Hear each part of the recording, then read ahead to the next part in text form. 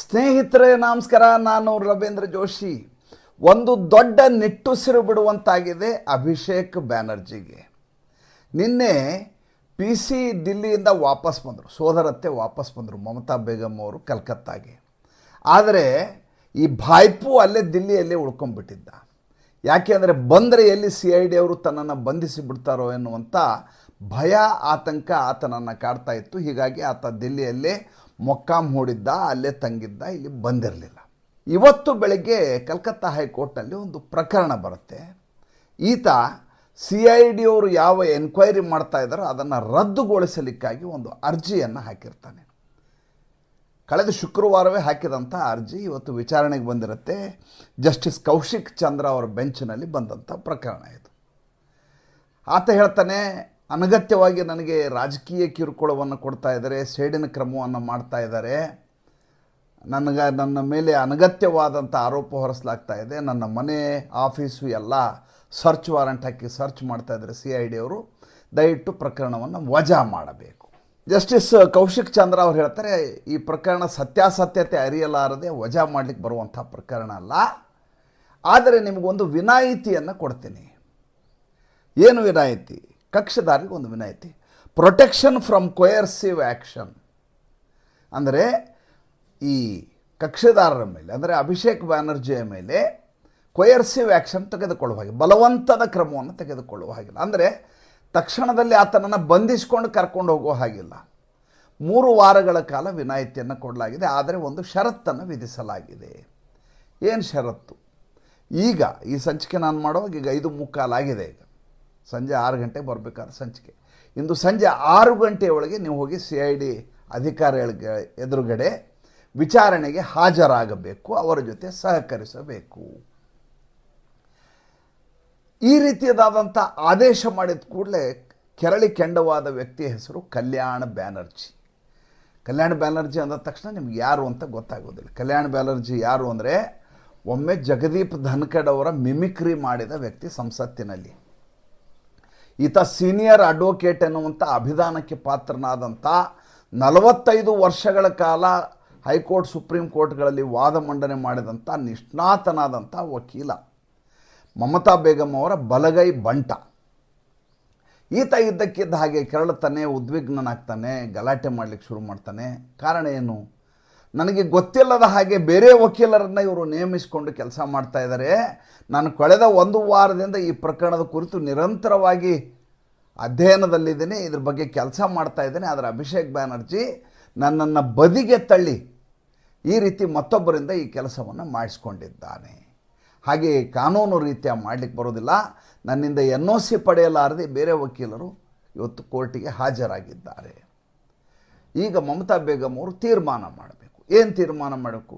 ನಾನು ಬೇಕೋ ನಿಮ್ಮ ಭಾಯ್ಪು ಬೇಕು ಅನ್ನೋದನ್ನು ಆಕೆ ತೀರ್ಮಾನ ಮಾಡಬೇಕು. ಎಂಥ ವಿಚಿತ್ರ ಸನ್ನಿವೇಶ ನೋಡಿ. ಈತ ಒಬ್ಬ ಅಲ್ಲಿಯ MP, ಆತ ಭಾಯ್ಪು ಬೇಕಾ ನಾನು ಬೇಕಾ ಅಂತ ಕೇಳಿದ್ರೆ ಮಮತಾ ಬೇಗಂ ಏನು ಹೇಳಲಿಕ್ಕೆ ಸಾಧ್ಯ? ಇದರ ಮಧ್ಯೆ ಇದೇ ಅಭಿಷೇಕ್ ಬ್ಯಾನರ್ಜಿ CID ಅವರೆದುರಿಗೆ ಹೇಳಿರ್ತಾರೆ, ಸಹಿ ಹಾಕಿರುವ ಇಡೀ ಪ್ರಕರಣ ನಡೆದದ್ದು ಮಮತಾ ಬೇಗಂ ಅವರ ನಿವಾಸದಲ್ಲಿ ಅಂತ ಅವತ್ತು ಸ್ಟೇಟ್ಮೆಂಟ್ ಕೊಟ್ಟದ್ದಕ್ಕಾಗಿ ನಿನ್ನೆ ಇಲ್ಲ ಮೊನ್ನೆ ಮಮತಾ ಬೇಗಂ ಅವರ ನಿವಾಸಕ್ಕೆ CID ಅಧಿಕಾರಿಗಳು ಹೋಗಿರ್ತಾರೆ. ನಾನು ಹಿಂದಿನ ಸಂಚಿಕೆಯಲ್ಲಿ ಹೇಳಿದೆ, ಇದ್ದಕ್ಕಿದ್ದಾಗೆ ಮಮತಾ ಬೇಗಂ ಅವ್ರ ಮನೆಗೆ CID ಅವರು ಬಂದಿದ್ದರು ಸಂಜೆ ಸರ್ಚ್ ವಾರೆಂಟ್ ತೆಗೆದುಕೊಂಡು ಅಂತೇಳಿ. ಈಗ 3 ವಾರದ ವಿನಾಯಿತಿಯನ್ನು ಈತನಿಗೆ ಕೊಡಲಾಗಿದೆ. ಒಂದು ವೇಳೆ ಈತ ಹಾಜರಾಗಬೇಕಂದ್ರೆ, ಈತನ ಅಗತ್ಯತೆ ಇದ್ದರೆ 24 ಗಂಟೆ ಮುಂಚಿನ ನೋಟಿಸನ್ನು ಆತನಿಗೆ ಸರ್ವ್ ಮಾಡಬೇಕು. ಆ 24 ಗಂಟೆ ನೋಟಿಸ್ ಆದಮೇಲೆ ಆತನಿಗೆ ವಿಚಾರಣೆಗೆ ಬರಲಿಕ್ಕೆ ಹೇಳಬೇಕು.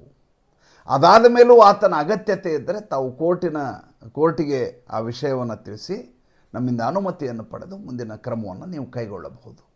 ಅಲ್ಲಿಗೆ ಒಂದು ಹಂತಕ್ಕೆ ಅಭಿಷೇಕ್ ಬ್ಯಾನರ್ಜಿಗೆ ಒಂದು ಪ್ರಕರಣದಲ್ಲಿ ತಾತ್ಕಾಲಿಕವಾದಂಥ ರಿಲೀಫ್ ಫಾರ್ 3 ವೀಕ್ಸ್ 3 ವಾರಗಳಿಗೆ ದೊರಕಿದೆ. ಇದರ ಮಧ್ಯೆ ಈತ ಭಾಳ ಮುಖ್ಯವಾದಂಥ ಕೇಸ್ ಒಂದಿದೆಯಲ್ಲ, ಆ ಕೇಸಿನ ವಿಚಾರಣೆ ಇದೆ ಸೋಮವಾರ ದಿವಸ. ಯಾವುದು? ಡೈಮಂಡ್ ಹಾರ್ಬರಲ್ಲಿ ನಿಂತು ಅಮಿತ್ ಶಾ ಅವ್ರಿಗೆ ಈತ ಉಲ್ಟಾ ಲಟ್ಕಾಯಿಸ್ತೀನಿ, ಮರಕ್ಕೆ ಕಟ್ತೀನಿ, ದಿಲ್ಲಿಯಿಂದ ಎಳ್ಕೊಂಬರ್ತೀನಿ ಗೃಹ ಸಚಿವರನ್ನ ಅಂತೆಲ್ಲ ಮಾತಾಡಿದ್ನಲ್ಲ, ಆ ಪ್ರಕರಣ ಸೋಮವಾರ ವಿಚಾರಣೆ ಇದೆ. ವಿಧಾನ್ ನಗರ್ ಪೊಲೀಸ್ ಸ್ಟೇಷನ್ನ ಕೇಸು, ಅದು ಸೈಬರ್ ಕ್ರೈಮ್ ಪೊಲೀಸ್ ಸ್ಟೇಷನದ ಕೇಸು. ಅದಕ್ಕೆ ಆತ ಹಾಜರಾಗಲೇಬೇಕು. ಇದಕ್ಕೆ ಸಂಬಂಧಪಟ್ಟ ಹಾಗೆ ತ್ರಿಪುರಾದಲ್ಲಿ ಕೇಸಿದೆ, ತ್ರಿಪುರಾದಲ್ಲಿ ಕೂಡ ಅದೇ ಪ್ರಕರಣಕ್ಕೆ ಸಂಬಂಧಪಟ್ಟ ಹಾಗೆ ಕೇಸ್ ಹಾಕಲಾಗಿದೆ. ಅಲ್ಲಿಗೆ ಆತ ಮುಂದಿನ ಸೋಮವಾರ ಹೋಗಬೇಕು. ಅದಲ್ಲದೆ ಎನ್ಕ್ವೈರಿ ಆಗುವಂಥ ಹಲವಾರು ಪ್ರಕರಣಗಳಿದ್ದಾವೆ. ಅದರ ಕುರಿತು ವಿಚಾರಣೆಗಳು ಒಂದೊಂದಾಗಿ ಪ್ರಾರಂಭ ಆಗ್ತಾ ಇದ್ದಾವೆ. ಇವತ್ತು ಇದ್ದಕ್ಕಿದ್ದ ಹಾಗೆ ಅಲ್ಲಿಯ ಜಡ್ಪಿ ಆಫೀಸ್ಗೆ ಬೆಂಕಿ ಹತ್ತಿಬಿಡ್ತು. ನೋಡಿ ಹೇಗಿದೆ ಈ ತೃಣಮೂಲ ಕಾಂಗ್ರೆಸ್ ಅವರ ವಿಧ್ವಂಸಕ ಆಲೋಚನೆಗಳು ಹೇಗಿರ್ತವೆ ಅಂತ. ಇದರ ಮೂಲ ಕರ್ತಾಧರ್ತ ಯಾರಪ್ಪ ಅಂದರೆ, ಕರ್ತಾಧರ್ತ ಯಾರು ಅಂದರೆ ಜಹಾಂಗೀರ್ ಖಾನ್. ಜಹಾಂಗೀರ್ ಖಾನ್ ಮಾಡಿದ ಅತಿ ದೊಡ್ಡದಾದಂಥ ಭ್ರಷ್ಟಾಚಾರ ಆರೋಪಗಳೆಲ್ಲ ಅಲ್ಲಿದ್ದಾವೆ. PWD ಮಿನಿಸ್ಟ್ರಿ ಆಫೀಸು ಎಲ್ಲ ಅಲ್ಲೇ ಬರ್ತವೆ. ಅದಕ್ಕೆ ಇದಕ್ಕಿದ್ದ ಹಾಗೆ ಬೆಂಕಿ ಹತ್ತಿಕೊಂಡಿದೆ. ಬೆಂಕಿ ಹತ್ತಿದ್ದ ಅನ್ನೋದ್ರ ಬಗ್ಗೆ ಈಗ ತನಿಖೆ ಆಗಬೇಕು. ಇನ್ನು ಈ ಜಹಾಂಗೀರ್ ಖಾನ್ ಪುಷ್ಪ ಅಂತಿದ್ನಲ್ಲ, ಈ ಜಹಾಂಗೀರ್ ಖಾನ್ ಪುಷ್ಪಾಗೆ ಕೋರ್ಟಿನಲ್ಲಿ ಈತನ ಪರವಾಗಿ ವಾದ ಮಂಡನೆ ಮಾಡಲಿಕ್ಕೆ ಒಬ್ಬನೇ ಒಬ್ಬ ವಕೀಲ ಕೂಡ ಸಿದ್ಧನಿಲ್ಲ. ಬೇರೆಯವರು ಬಿಟ್ಬಿಡಿ, ಇವ್ರದ್ದೇ ಆದಂಥ ಒಂದು ದೊಡ್ಡ ವಕೀಲರ ಸಮೂಹ ಇದೆ. ತೃಣಮೂಲ ಕಾಂಗ್ರೆಸ್ನಲ್ಲಿ ಒಂದು ದೊಡ್ಡದಾದಂಥ ವಕೀಲ ಸಮೂಹ ಇವರನ್ನು ಕಾಪಾಡಲಿಕ್ಕಾಗಿಯೇ ಇದೆ. ಅದರಲ್ಲಿ ಸೀನಿಯರ್ ಅಡ್ವೊಕೇಟ್ಗಳಿದ್ದಾರೆ, ಸಿವಿಲ್ ಕೇಸ್ಗಳನ್ನ ನೋಡ್ಕೊಳ್ಳೋರು ಇದ್ದಾರೆ, ಕ್ರಿಮಿನಲ್ ಮೊಕದ್ದಮೆ ನೋಡ್ಕೊಳ್ಳೋರು ಇದ್ದಾರೆ, ಲೋಯರ್ ಕೋರ್ಟ್ ಹೋಗೋರು ಇದ್ದಾರೆ, ಅಂದರೆ ಟ್ರಯಲ್ ಕೋರ್ಟಿಗೆ ಹೋಗೋರು ಇದ್ದಾರೆ, ಹೈಕೋರ್ಟ್ಗೆ ಹೋಗೋರು ಇದ್ದಾರೆ. ಒಬ್ಬನೇ ಒಬ್ಬ ಈ ಪ್ರಕರಣವನ್ನು ವಕಾಲತ್ತಿಗೆ ಸಹಿ ಹಾಕಿಸ್ಕೊಳ್ಳಿಕ್ಕೆ ಜಹಾಂಗೀರ್ ಖಾನ್ನಿಂದ ಮಾಡಲಿಕ್ಕೆ ಸಿದ್ಧರಿಲ್ಲ. ಇದು ಪಶ್ಚಿಮ ಬಂಗಾಳದಲ್ಲಿ ಸ್ವಾಭಾವಿಕ. ಹಿಂದೆ RG Kar medical rape case ಪ್ರಕರಣದಲ್ಲಿಯೂ ಅಷ್ಟೇ, ಅಲ್ಲಿಯ ಬಾರ್ ಅಸೋಸಿಯೇಷನ್ ತೀರ್ಮಾನ ಮಾಡುತ್ತೆ, ನಾವು ಯಾವ ವಕೀಲರು ಕೂಡ ಈ ಪ್ರಕರಣವನ್ನು ನಾವು ಕೈಗೆತ್ಕೊಳ್ಳೋದಿಲ್ಲ, ನಾವು ಇದ್ರ ಬಗ್ಗೆ ವಾದ ಮಂಡನೆ ಮಾಡೋದು. ಅದೇ ರೀತಿಯಾದಂಥ ಸಂದೇಶ್ ಖಾಲಿ ಪ್ರಕರಣದಲ್ಲಿಯೂ ಕೂಡ ಅದೇ ರೀತಿಯ ತೀರ್ಮಾನವನ್ನು ಮಾಡಲಾಗಿರುತ್ತೆ. ಪಶ್ಚಿಮ ಬಂಗಾಳದಲ್ಲಿ ಸರ್ಕಾರ ತೃಣಮೂಲ ಕಾಂಗ್ರೆಸ್ಸೇ ಇದ್ದದ್ದು ಅವಾಗ. ಆದರೂ ಕೂಡ ಯಾವುದೇ ವಕೀಲರು ಹೋಗಬಾರದು ಅನ್ನುವಂಥ ಬಾರ್ ಅಸೋಸಿಯೇಷನ್ ತೀರ್ಮಾನಕ್ಕೆ ಉಳಿದವರು ಕೂಡ ಬದ್ಧರಾಗಿರ್ತಾರೆ. ಈಗ ಜಹಾಂಗೀರ್ ಖಾನ್ಗೆ ಬಂದಿರುವಂಥ ಸಮಸ್ಯೆ ಅದೇ. ತನ್ನದೇ ಪಕ್ಷದಲ್ಲಿ ಇಷ್ಟೆಲ್ಲ ವಕೀಲರಿದ್ದು, ಜೊತೆಗೆ ಕಲ್ಯಾಣ್ ಬ್ಯಾನರ್ಜಿ ಅಂಥವರಿದ್ದು, ತನ್ನ ಪರವಾಗಿ ವಾದ ಮಂಡನೆ ಮಾಡಲಿಕ್ಕೆ ಒಬ್ಬರೇ ಒಬ್ಬರು ವಕೀಲರು ಆತನ ಜೊತೆ ಇಲ್ಲ. ಇದ್ರ ಮಧ್ಯೆ ಇನ್ನೊಂದು ಬೆಳವಣಿಗೆ ಆಗಿದೆ. ಈಗಾಗಲೇ 2 ಜನ ರಾಜ್ಯಸಭಾ ಸದಸ್ಯರು ರಾಜೀನಾಮೆ ಕೊಟ್ಟದ್ದನ್ನು ನಾನು ನಿನ್ನೆ ನಿಮಗೆ ಹೇಳಿದ್ದೆ. ಒಂದು ಸುಖೇಂದು ಶೇಖರ್ ರಾಯ್ ಅಂತ, ಇನ್ನೊಬ್ಬರು ಸುಷ್ಮಿತಾ ದೇವ್ ಅಂತ. ಇವತ್ತು 3ನೇದವರೊಬ್ಬರು ರಾಜೀನಾಮೆ ಕೊಟ್ಟಿದ್ದಾರೆ. ಆತನ ಹೆಸರು ಪ್ರಕಾಶ್ ಚಿಕ್ ಬರಾಯಕ್ ಅಂತೇಳಿ. ಈ ಪ್ರಕಾಶ್ ಚಿಕ್ ಬರಾಯಕ್ಗೆ ಇವರ ಭ್ರಷ್ಟಾಚಾರ ನೋಡಿ ಬೇಸರ ಆಗಿಬಿಟ್ಟಿದೆ ಅಂತೆ. ಆದ್ದರಿಂದ ನಾನು ನೈತಿಕ ಹೊಣೆ ಹೊತ್ತು ರಾಜೀನಾಮೆಯನ್ನು ಕೊಡ್ತಾ ಇದ್ದೀನಿ. ಅಲ್ಲಿಗೆ 3 ಜನ ರಾಜ್ಯಸಭಾ ಸದಸ್ಯರು ಖುದ್ದಾಗಿ ರಾಜೀನಾಮೆಯನ್ನು ಸಲ್ಲಿಸಿದ್ದಾರೆ. ಈ ಸಂಖ್ಯೆ ಜಾಸ್ತಿ ಆಗ್ತಾ ಹೋಗ್ತಾ ಇದೆ. ಅಷ್ಟೇ ಅಲ್ಲ, ಈಗ ಸ್ಪ್ಲಿಟ್ ಆಗಿರುವಂಥದ್ದೇನಿದೆ ಅದು ಪ್ರತ್ಯೇಕವಾದ ಐಡೆಂಟಿಟಿಗೆ ಈಗಾಗಲೇ ಸ್ಪೀಕರ್ಗೆ ಪತ್ರವನ್ನು ಕೊಟ್ಟಾಗಿದೆ. ಒಂದು ದೊಡ್ಡ ಬೆಳವಣಿಗೆ ಆಗಿದೆ ಅಲ್ಲಿ. ಏನಂದರೆ, ಸುವೇಂದು ಅಧಿಕಾರಿಯವರ ವೇಗ ಹೇಗಿದೆ ಅಂತ ಹೇಳ್ತೀನಿ ನಿಮಗೆ. ಏಕಕಾಲಕ್ಕೆ ಅಲ್ಲಿರುವಂಥ ಎಲ್ಲ ಫುಟ್ಪಾತ್ಗಳನ್ನು ಖಾಲಿ ಮಾಡಿಸುವ ಪ್ರಕ್ರಿಯೆಯನ್ನು ಮೊದಲೇ ದಿವಸದಿಂದ ಶುರು ಮಾಡಿದರು. ಎಲ್ಲೆಲ್ಲಿ ಅತಿಕ್ರಮ ಕಟ್ಟಡಗಳಿದ್ದಾವೆ, ಅದು ಹೌಡಾ ಇರಬಹುದು, ಹೂಗ್ಲಿ ಇರಬಹುದು, ಡಮ್ನಲ್ಲಿರಬಹುದು, ಎಲ್ಲೇ ಇದ್ದರು ಜನಸಂದಣಿ ಎಲ್ಲೆಲ್ಲಿ ಪ್ರತಿಷ್ಠಿತ ಏರಿಯಾ ಇದೆ, ಜನಸಂದಣಿಯ ಪ್ರದೇಶ ಇದೆ, ಅಲ್ಲೆಲ್ಲ ಅಕ್ರಮವಾಗಿ ಏನು ಈ ಜಿಹಾದಿಗಳು ಮತಾಂಧರು ಬಿಲ್ಡಿಂಗ್ಗಳನ್ನು ಜುಗ್ಗಿ ಝೋಪಡಿಗಳನ್ನ ಹಾಕ್ಕೊಂಡಿದ್ರು, ಅದನ್ನೆಲ್ಲ ಒತ್ತುವರಿ ಮಾಡ್ಕೊಂಡಿದ್ದನ್ನು ಖಾಲಿ ಮಾಡಿಸೋ ಕೆಲಸ ನಿರಂತರವಾಗಿ ನಡೀತಾ ಇದೆ. ಒಂದು ದಿವಸ ಬಿಡಲಾರದೆ ಎಡೆಬಿಡದೆ 24 ಗಂಟೆ ಕಾಲ ನಡೀತಾ ಇದೆ. ನೈಟ್ ಕೂಡ ಮಾಡ್ತಾ ಇದ್ದಾರೆ. ಬೆಳಗ್ಗೆ 10ರಿಂದ 6 ಸರ್ಕಾರಿ ಅಧಿಕಾರಿಗಳ ರೀತಿಯಲ್ಲ, ರಾತ್ರಿ ಕೂಡ ಈ ಕಾರ್ಯಾಚರಣೆ ಮುಂದುವರಿಸಿದ್ದಾರೆ. ಈಗ ಇದ್ದಕ್ಕಿದ್ದ ಹಾಗೆ ಕಮ್ಯುನಿಸ್ಟ್ ಪಾರ್ಟಿ ಈ ಸಂತ್ರಸ್ತರ ಪರವಾಗಿ ನಿಂತಿದೆ. ಸಂತ್ರಸ್ತರ ಪರವಾಗಿ ನಿಂತು, ನೀವು ಈ ರೀತಿ ನೀವು ಕೂಲಿಕಾರರು ಈ ರೀತಿ ಜುಗ್ಗಿ ಝೋಪಡಿ ಹಾಕ್ಕೊಂಡವರು ಇವ್ರನ್ನ ನೀವು ಈ ರೀತಿ ಎತ್ತಂಗಡಿ ಮಾಡಿದರೆ, ಇಲ್ಲಿಂದ ಒತ್ತುವರಿ ಖಾಲಿ ಮಾಡಿಸಿದರೆ ಅವರು ಜೀವನವನ್ನು ಮಾಡೋದೆಲ್ಲಿ ಅಂತ ಅವರ ಪರವಾಗಿ ಹೋರಾಟವನ್ನು ಬೀದಿಗಿಳಿದು ಮಾಡಲಿಕ್ಕೆ ಶುರು ಮಾಡಿದ್ದಾರೆ. ಇದರಿಂದಾಗಿ ಸಣ್ಣದಾದಂಥ ಒಂದು ಗಲಾಟೆ ಆಯಿತು. ಆದ ತಕ್ಷಣ ಅವ್ರನ್ನೆಲ್ಲ ಎತ್ಕೊಂಡು ಹೋಗಲಾಯಿತು.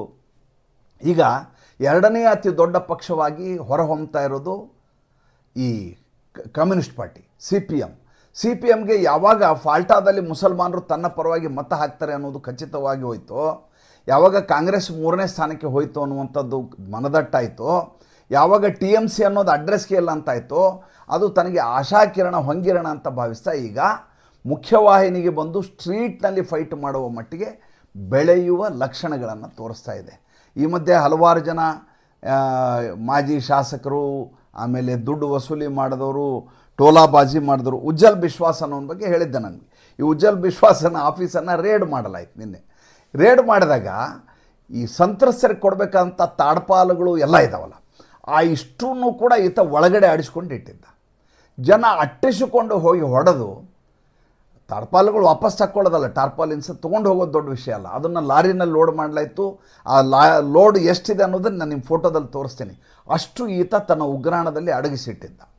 ಅಂದರೆ ಬಡವರಿಗೆ, ದೀನರಿಗೆ, ದಲಿತರಿಗೆ ಕೊಡಬೇಕಾದದ್ದನ್ನು ತನ್ನ ಮನೆಯಲ್ಲಿ ಅದನ್ನ ಇಟ್ಕೊಳ್ಳೋದು, ಮುಂದೆ ಕಾಳಸಂತೆಯಲ್ಲಿ ಮಾರಾಟ ಮಾಡೋದು ಇವ್ರ ದಂಧೆ ಆಗಿತ್ತು.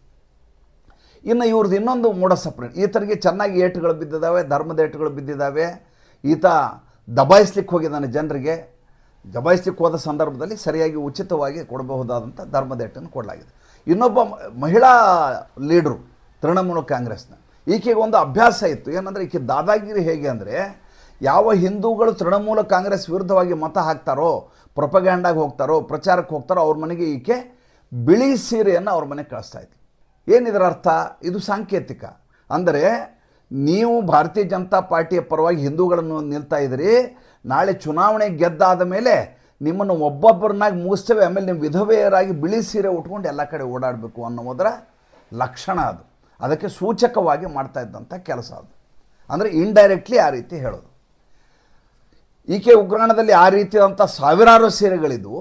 ಆ ಸೀರೆಗಳನ್ನ ಈಕೆ ಈ ರೀತಿ ಮೋಡ ಸಪರಂಡಿ ರೀತಿಯಲ್ಲಿ ಎಲ್ಲರ ಮನೆಗೆ ಹಂಚುವಂಥ ಹೆಣ್ಮಗಳಿಗೆ ನಿನ್ನೆ ಆಕೆಯನ್ನು ಹಿಡಿಯಲಾಗತ್ತೆ. ಹಿಡಿದು ಯಾವ ರೀತಿ ಥಳಿಸ್ತಾರೆ ಈಕೆ ಅಂದರೆ, ಈಕೆ ಅಳಲಿಕ್ಕೆ ಶುರು ಮಾಡ್ತಾರೆ. ಕೊನೆಗೆ ಆಕೆಗೆ ವಾರ್ನಿಂಗ್ ಮಾಡ್ತಾರೆ, ಈ ಸೀರೆಯನ್ನು ಈಗ ನೀವು ಬಿಳಿ ಸೀರೆ ನೀವು ಉಟ್ಕೋಬೇಕು. ಆಕೆ ತಪ್ಪಿಸ್ಕೊಂಡು ಉಲ್ಟಾ ಮಾತಾಡ್ಲಿಕ್ಕೆ ಶುರು ಮಾಡ್ತಾರೆ. ಮತ್ತೆ ಏಟುಗಳು ಬೀಳ್ತಾವೆ. ಆಮೇಲೆ ಬಿಳಿ ಸೀರೆಯನ್ನು ಆಕೆ ನೆಲದ ಮೇಲೆ ಬಿದ್ದ ಮೇಲೆ ಆಕೆ ಮೇಲೆ ಬಿಳಿ ಸೀರೆಯನ್ನು ಮಹಿಳೆಯರು, ಅಲ್ಲಿರುವಂಥ ಮಹಿಳೆಯರು ಆಕೆ ಮೇಲೆ ಹೊದಿಸ್ತಾರೆ. ಅಂದರೆ ತೃಣಮೂಲ ಕಾಂಗ್ರೆಸ್ಸಿನ ದಾದಾಗಿರಿ, ಗೂಂಡಾಗಿರಿ ಯಾವ ಮಟ್ಟಕ್ಕಿತ್ತಂದರೆ, ಮನೆಯಲ್ಲಿರುವ ಹೆಣ್ಮಕ್ಳು ತಮ್ಮ ತಾಳಿಯನ್ನು ಉಳಿಸ್ಕೊಳ್ಳಿಕ್ಕಾಗಿ ಗಂಡ ಹೊರಗೆ ಹೋಗಬಾರ್ದು ಅಂತ ವಾರ್ನಿಂಗ್ ಕೊಡಲಿಕ್ಕೆ ಈ ರೀತಿಯಾದಂಥ ಬಿಳಿ ಸೀರೆಗಳನ್ನು ದಾಸ್ತಾನು ಮಾಡಲಾಗ್ತಾಯಿತ್ತು. ಈಗ ಆ ದಾಸ್ತಾನನ್ನು ವಶಪಡಿಸಿಕೊಳ್ಳಲಾಗಿದೆ. ಯಾರು ಈ ಸೀರೆಯನ್ನು ಹಂಚ್ತಾ ಇದ್ರಲ್ಲ ಅವರಿಗೆ ಸೀರೆ ಉಡಿಸುವ ಕೆಲಸ ನಡೆದಿದೆ. ಇಂಥ ಬಹಳಷ್ಟು ಪ್ರಸಂಗಗಳು ನಡೀತಾ ಇದ್ದಾವೆ. ಈಗ ಅಧಿಕ ಮಾಸ ಆಗಿರೋದರಿಂದ ಅಲ್ಲಿ ಕೂಡ ಅಧಿಕ ಮಾಸ. ಈಗ ನಾವು ಸೌರ ಸಿದ್ಧಾಂತ ಪಂಚಾಂಗವನ್ನು ಬಳಸಿದರೆ ಅವರು ಲೂನಾರ್ ಪಂಚಾಂಗವನ್ನು ಬಳಸ್ತಾರೆ ಅಲ್ಲಿ ಪಶ್ಚಿಮ ಬಂಗಾಳದಲ್ಲಿ. ಈಗ 35 ಜನರನ್ನು ಹೊಸದಾಗಿ ತಮ್ಮ ಸಚಿವ ಸಂಪುಟಕ್ಕೆ ತೆಗೆದುಕೊಂಡಿದ್ದಾರೆ. ಮುಂಚೆ 6 ಜನರನ್ನು ತೊಗೊಂಡಿದ್ದರು ಸುವೇಂದು ಅಧಿಕಾರಿ. ಇವ್ರಿಗಿನ್ನೂ ಖಾತೆಗಳನ್ನ ಹಂಚಿಲ್ಲ. ಈ ಅಧಿಕ ಮಾಸದ ಮುಗಿದ ಮೇಲೆ ಹಂಚುವ ಪ್ರಕ್ರಿಯೆಯನ್ನು ಶುರು ಮಾಡ್ತೀವಿ. ಪಶ್ಚಿಮ ಬಂಗಾಳ ದಿವಸ ಅಂತ ಜೂನ್ 20ಕ್ಕೆ ಇವರು ಆಚರಣೆ ಮಾಡ್ತಾಯಿದ್ದಾರೆ. ಭಾಳ ದೊಡ್ಡ ಮಟ್ಟದಲ್ಲಿ ವಿಜೃಂಭಣೆಯಿಂದ ಈ ಕಾರ್ಯಕ್ರಮ ಮಾಡಬೇಕು ಅನ್ನುವಂಥ ತಯಾರಿಯನ್ನು ಸುವೇಂದು ಅಧಿಕಾರಿ ಮಾಡ್ತಾಯಿದ್ದಾರೆ. ಜೊತೆಗೆ ಈಗ ಆತನಿಗಿರುವಂಥ ಅತಿ ದೊಡ್ಡ ಜವಾಬ್ದಾರಿ ಏನಂದರೆ, ಈಗ ಹೊರಗಡೆ ಬಂದಿರುವಂಥವ್ರಿಗೆ ಭಾರತೀಯ ಜನತಾ ಪಾರ್ಟಿ ಒಳಗಡೆ ಸೇರಿಸಿಕೊಳ್ಳಲಾರದೆ ಪ್ರತ್ಯೇಕವಾದ ಗುಂಪನ್ನಾಗಿ ಉಳಿಸುವ ಮತ್ತು ಕೇಂದ್ರದಲ್ಲಿ ಅವರಿಗೆ ಯಾವ MP ಗಳು ಬಂದಿದ್ದಾರೋ ಅವರಿಗೆ ಪ್ರತ್ಯೇಕ ಐಡೆಂಟಿಟಿ ಮಾಡಿಸಿ ಪ್ರತ್ಯೇಕ ಆಸನದ ವ್ಯವಸ್ಥೆ ಮಾಡಿಸುವ ಸಂಯೋಜನೆ, ಆ ಸಮನ್ವಯ ಕೆಲಸವನ್ನು ಆತನಿಗೆ ವಹಿಸಲಾಗಿದೆ. ತುಂಬ ಅಚ್ಚುಕಟ್ಟಾಗಿ ದಕ್ಷತೆಯಿಂದ ತಮ್ಮ ತಾಳ್ಮೆಯನ್ನು ಪರೀಕ್ಷೆಗೆ ಒಡ್ಡಲಾರದೆ ಸಮಾಧಾನದಿಂದ ಕೆಲಸ ಮಾಡ್ತಾಯಿದ್ರು ಸುವೇಂದು ಅಧಿಕಾರಿ. ಅವರ ಒಂದಷ್ಟು ವಿಡಿಯೋಗಳನ್ನು ನೋಡಿದೆ. ಎಷ್ಟೇ ಅಗ್ರೆಸಿವ್ ಆಗಿ ಆತ ಓಡಾಡಿದ್ರು ಕೂಡ, ಸ್ಟ್ರೀಟ್ ಫೈಟರ್ ಥರ ಓಡಾಡಿದ್ರು ಕೂಡ ತುಂಬ ಸೆನ್ಸಿಬಲ್ ಆಗಿ ಮಾತಾಡ್ತಾ ಇದ್ದಾರೆ. ನನಗೆ ಅದು ಭಾಳ ಖುಷಿಯಾಗಿದ್ದು. ಆ ರೀತಿ ಮಾತನಾಡುವ ಇನ್ನೊಬ್ಬ ವ್ಯಕ್ತಿಯನ್ನು ನೋಡಿದ್ದು ಹಿಮಂತ ಬಿಸ್ವ ಶರ್ಮಾ. ಯಾವತ್ತೂ ಕೂಡ ಅವರ ಮುಖದ ನಗು ಮಾಸುವುದಿಲ್ಲ, ಆದರೆ ಮಾಡಬೇಕಾದ ಕೆಲಸವನ್ನು ಅಷ್ಟೇ ಕಟುವಾಗಿ, ಕಠೋರವಾಗಿ, ಪ್ರಖರವಾಗಿ ಮಾಡಿ ಮುಗಿಸಬಲ್ಲಂಥ ಧೀಮಂತ ಪಾತ್ರ. ಹಾಗೆ ಸುವೇಂದು ಅಧಿಕಾರಿ ಬೆಳೆಯಬೇಕು ಅನ್ನೋದು ನಮ್ಮ ಇಚ್ಛೆ. ಜೊತೆಗೆ ಪಶ್ಚಿಮ ಬಂಗಾಳದಲ್ಲಿ ಈ ಎಲ್ಲ ಮಿಸಳ ಭಾಜಿಯನ್ನು ವಾಪಸ್ಸು BJPಯಲ್ಲಿ ತೆಗೆದುಕೊಂಡು ಪೂರ್ತಿ ರಾಡಿ ಮಾಡಲಾರದೆ ಅವ್ರನ್ನ ಪ್ರತ್ಯೇಕವಾಗಿ ಇಟ್ಬಿಟ್ರೆ ಅಲ್ಲಿಯ ಜನ ನಿಜಕ್ಕೂ ಒಳ್ಳೆಯ ಹಾರೈಕೆಯನ್ನು ಹಾರೈಸ್ತಾರೆ ಅಲ್ಲಿಯ ಸರ್ಕಾರಕ್ಕೆ. ಇಲ್ಲದೆ ಹೋದರೆ ಅಗೇನ್ ಮತ್ತೆ ಏನಾಗುತ್ತೆ ಅಂತಂದರೆ, ಈ ವಾಷಿಂಗ್ ಮಷಿನ್ ಅನ್ನುವಂಥ ಅತಿ ದೊಡ್ಡದಾದಂಥ ಕಂಪ್ಲೇಂಟ್ ಏನಿದೆ ಭಾರತೀಯ ಜನತಾ ಪಾರ್ಟಿಗೆ, ಅದು ಮತ್ತೆ ಮೆತ್ತುವ ಸಾಧ್ಯತೆ ಇರುತ್ತೆ. ಏನಾಗುತ್ತೆ ಕಾದು ನೋಡೋಣ. ಈಗ ಇನ್ನೊಂದು ಅರ್ಧ ಗಂಟೆ ಒಳಗಾಗಿ ಅಭಿಷೇಕ್ ಬ್ಯಾನರ್ಜಿ CID ಕಚೇರಿಗೆ ಹಾಜರಾಗಲೇಬೇಕು. ಏಕೆಂದರೆ ಜಡ್ಜ್ ಮಾಡಿರುವಂಥ ಆರ್ಡರು. ಹಾಜರಾಗದೆ ಹೋದ ಸಂದರ್ಭದಲ್ಲಿ ಆತನನ್ನು ಬಂಧಿಸುವ ಎಲ್ಲ ಸಾಧ್ಯತೆಗಳಿದ್ದಾವೆ. ಸಂಚಿಕೆ ಇಷ್ಟ ಆದರೆ ಲೈಕ್ ಮಾಡಿ, ಫಾಲೋ ಮಾಡಿ, ಶೇರ್ ಮಾಡಿ. ನಮ್ಮ ಮುಕ್ತ ಪತ್ರಿಕೋದ್ಯಮಕ್ಕೆ ಆರ್ಥಿಕವಾಗಿ ಬೆಂಗಾವಲಾಗಿ ನಮಸ್ಕಾರ.